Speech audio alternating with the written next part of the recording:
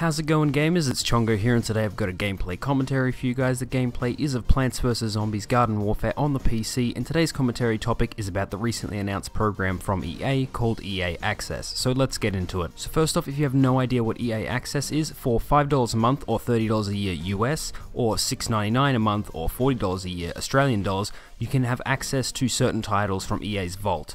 When it launches, these titles will include Battlefield 4, FIFA 14, Madden NFL, and Peggle 2, with more titles coming soon. Also, gamers subscribed to EA Access will receive 10% off when they purchase an EA game digitally. Included in the EA Access is a Play First concept, which if you are a subscriber of EA Access, you can download upcoming EA games 5 days before they are released and play for a limited time.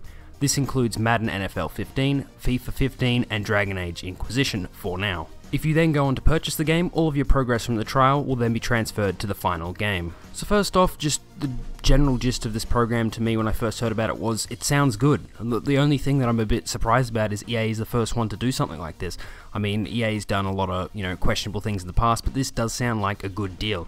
I mean, many people are saying, oh, you don't actually own your games if you stop the subscription and that kind of stuff, but I mean, for $30 a year or $5 a month, you obviously know that. You're not paying as much as PlayStation Now, but that's obviously a topic for a different video. So besides this just being a good value, I thought it was really interesting that Sony came out and said that this was bad value because you have to pay that on top of the PlayStation Plus subscription, which is obviously a way for them to cover their own ass when it comes to basically PlayStation Now, when that thing is pretty good for streaming, but the prices are just ridiculous. For $4 for a couple of hours, it seems a bit ridiculous when you see something like EA Access where it's like, $5 a month and you can access these games whenever you want. So an interesting question to ask would probably be, why is EA doing this kind of plan when, games obviously sell for more than how much they're offering here, especially since they're going to keep updating these games, well, they say, I hope they do.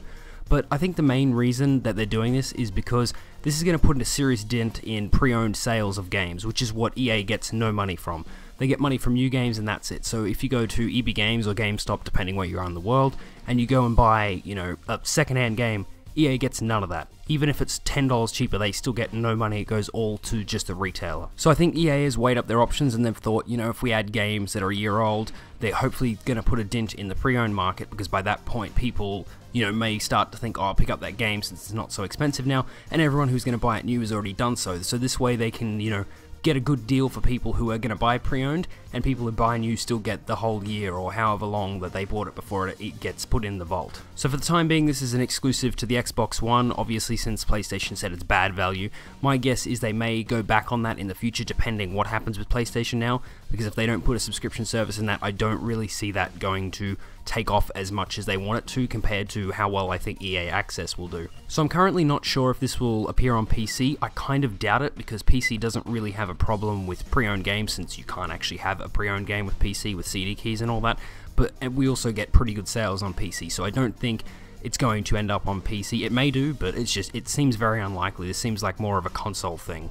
And I also like this whole concept of, if you've got an Xbox One and you're sitting there and it's like, your friend is an EA Access subscriber like you, then you know what games you've got together, because one of the big problems when I used to play consoles, and even PC gaming I suppose, is when you want to go and play a game and you find out your friends don't have that game, so it's like, oh, okay, well I guess we'll play something else. But in this kind of way, if someone's an EA Access member, they may not have it downloaded, but you still, all have access to these certain games. So even just say, for example, FIFA 14, if you're not the biggest fan of that, but your friend's going to go play it, you're a subscriber anyway for Battlefield 4 or something, you can just go and download that game and play it with them. So I do think it's a really great service, and hopefully EA keeps the vault updated and makes it good value for $5 a month so people subscribe to this, and obviously, it works well, because I think EA is only really trying to, get a cut out of the pre-owned sales like this, or, try and eliminate them, as opposed to, hurt the consumer or charge too much money or anything like that. And I think this is quite a big loss for Sony. I think they'll realize that in the long run, depending what happens with PS Now, because, yeah, it's basically like deciding what's good for their customers, which is kind of what Microsoft did, last year, and we all know how that turned out, that whole reversal of everything, just because, the gamers didn't want that. And I mean, as soon as they announced PS Now, the open beta, I saw these people whinging about prices, so hopefully Sony gets the picture and that people want something more like this as opposed to a couple of dollars for 3 hours or 4 hours. Anyway, this brings me into my video on EA Access. I hope you enjoyed it. If you did, give it a like, and if you've got any comments about EA Access, put it down below, and if you want to join the GamerHood, just subscribe. Anyway, I'll see you guys next time.